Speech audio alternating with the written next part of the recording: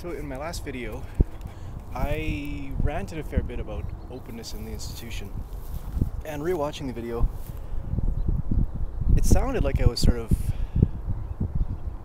looking for some kind of anarchy. Let's blow up the institution, let's just do things differently. And, really that's just not what I'm looking for at all. What I'm looking for is a way to do things within the institution in a more relevant and meaningful way.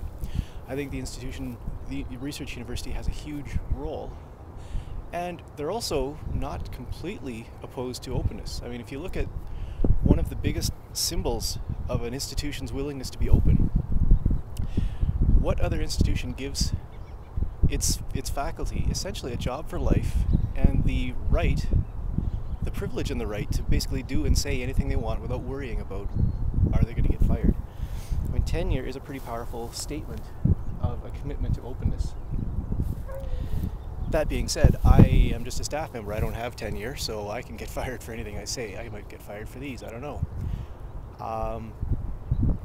Is the tenure a great thing or not? That's a separate argument. Whatever it is a very powerful statement of a commitment to openness.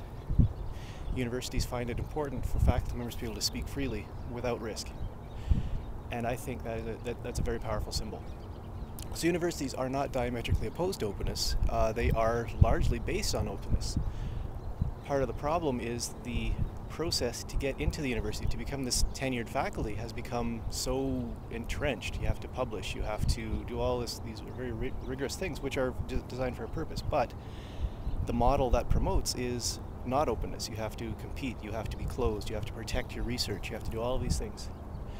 And so although the university itself is pretty much geared to be open, the process to get in filters out those people that are open. That's changing now, but that's where we need to be looking, is how do we not weed out the open people? How do we let them stay in the institution to take advantage of the rights and privileges that are afforded within the confines of the university? And I've got more thoughts on what that might mean later, but I just wanted to get it out there that universities are not diametrically opposed to openness. I am not opposed to universities. They are great things.